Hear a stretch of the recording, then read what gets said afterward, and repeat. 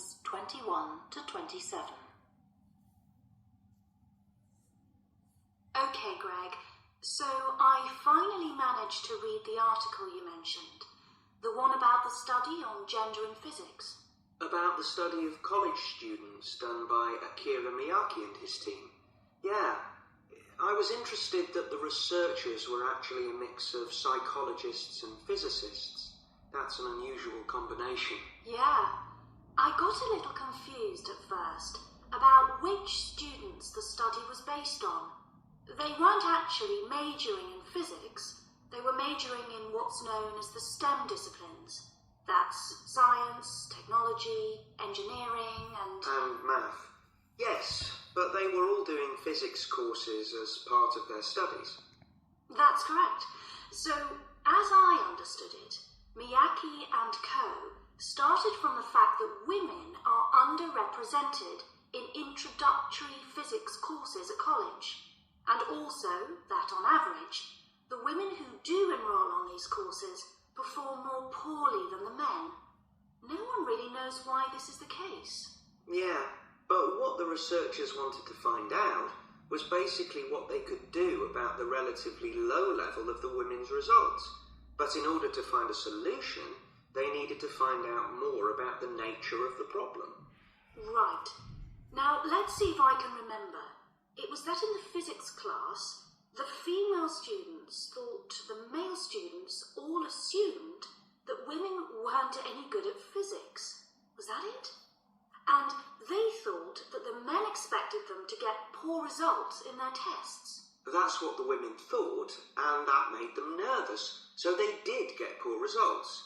But actually, they were wrong.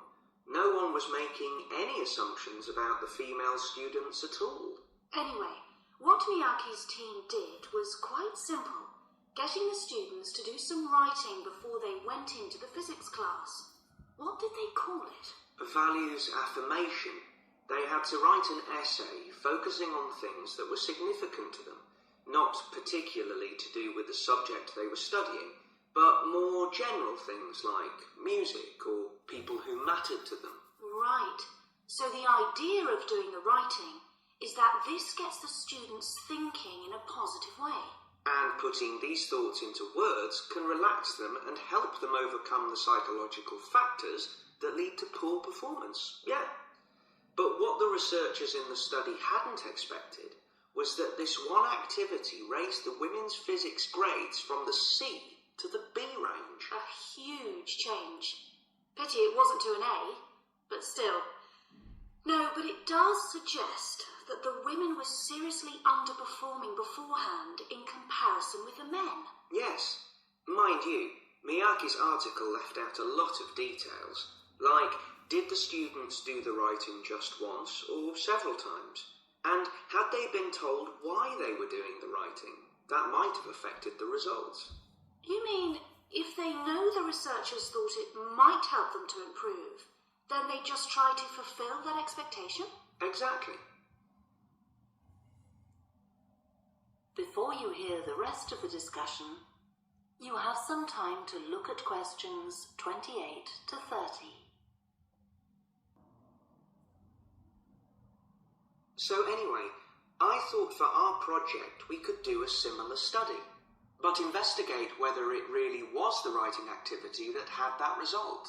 Okay, so we could ask them to do a writing task about something completely different, something more factual, like a general knowledge topic. Maybe, or we could have half the students doing a writing task and half doing something else, like an oral task. Or even half do the same writing task as in the original research and half do a factual writing task. Then we'd see if it really is the topic that made the difference or something else. That's it. Good. So, at our meeting with the supervisor on Monday, we can tell him we've decided on our project. We should have our aims ready by then. I suppose we need to read the original study. The article's just a summary. And there was another article I read by Smolinski. It was about her research on how women and men perform in mixed teams in class. compared with single-sex teams and on their own. Let me guess, the women were better at teamwork. That's what I expected. But actually, the men and the women got the same results, whether they were working in teams or on their own. But I guess it's not that relevant to us. What worries me anyway is how we're going to get everything done in the time. We'll be okay now we know what we're doing. Though I'm not clear how we assess whether the students in our experiment actually make any progress or not. No, we may need some advice on that. The main thing's to make sure we have the right size sample and not too big or too small. That shouldn't be difficult. Right, what do we need to do next?